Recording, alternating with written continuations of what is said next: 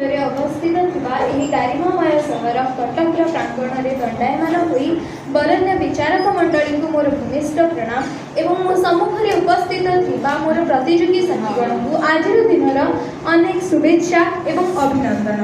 मुझे भाग्यश्री दीक्षित यही श्रद्धांजलि शिक्षा अनुष्ठान एक छात्री भाव में मुझको गर्वान्वित अनुभव करुँची। आज विषय वस्तु होउची सामाजिक गणमाध्यम कौन अमृत पीढ़ी जेन जी को वास्तव जीवन में कौन सामाजिक करुचे कि मोर सपक्षवादी भौणी मैंने कहे सपक्षवादी भौणी मैंने कहे जे यही सामाजिक गणमाध्यम आमर अनेक क्षति करुची। मुझे कहवाक चाहूँगी आपण मतरे सामाजिकतार अर्थ कौन? सामाजिकतार अर्थ ताहा नुहे जहाँ कौन एक भौगोलिक अवस्था कौन एक भौगोलिक व्यक्ति मध्य सीमित रुए।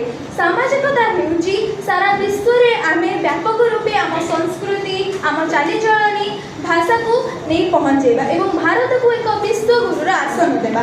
आज विषय वस्तु होउची अमृत पीढ़ी मान विषय जो मानकर कार्य सीना गूगल साहाय्य सहज हो पारुची डिजिटल फोन रो शक्ति साहाय्य सहज और सरल भाव में कार्य करछंती किंतु मनर व्यापकता होउची सामाजिकता को बुझाए।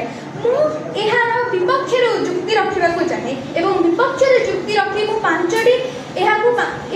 गोटे मुख्य भाषा साहाय्य कहवाक चाहिए। प्रथम हूँ सामाजिक विश्वसनीय। आजिकल समाज में आम सामाजिकतार अर्थ ही भूली जाइए। आज गोटे पिला ओडिशा रे रही इंग्लैंड अमेरिका एवं अन्य देश मानकर संस्कृति विषय में जानीपारुची। यह ही हूँ श्रेष्ठ सामाजिकता। द्वितीय अंतर्मुखी भाव को आम विश्व दरबार में पहुँचेबा। आम समाज में प्रत्येक व्यक्ति समान नुहे। समस्ते निज निजर भावना को सहज प्रकाश करि नहीं किंतु गणमाध्यम जरिया आम निजर प्रतिभा आमर लेखा आमर कला को आम विश्व दरबार में पहुँचे पारे। निजर भावना को जदि अन्य को पहुँचे पारे ताहा ही श्रेष्ठ सामाजिकता। तापर मु कहबाक चाहिए गणमाध्यम द्वारा होइथवा प्रचार प्रसार आजकल का अमृत पीढ़ी बा जेन जी केवल स्क्रीन समय द्वारा निजर समय नष्ट करूनाहांती। एमाने बहु आंदोलन में मध्य जोग देइछथि जेपरि आमे कहि परिया जलवायु परिवर्तन फ्राइडे फॉर फ्यूचर एही गोटे हैशटैग चिन्ह साहाय्य रे से लक्ष लक्ष जनसमाज को एकत्रित करि पारुछथि एवं समस्त का मन रे एक विप्लव खेलै देइछथि। चतुर्थरे नूतन शिक्षा एवं नूतन कलार विकेंद्रीकरण होई पारुछि।